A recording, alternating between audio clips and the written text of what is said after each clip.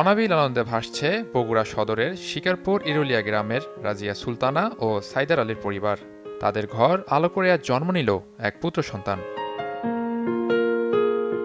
আমার ভাগিনা হয়েছে, আলহামদুলিল্লাহ। আপনারা সবাই দোয়া করবেন, সেজন্য বড় হয়ে ভালো মানুষের মতো মানুষ হতে পারে। আমার পুত্রের সন্তান আছে, সবাই আপনারা দোয়া করবেন। নবজাতক ও তার পরিবারকে শুভকামনা।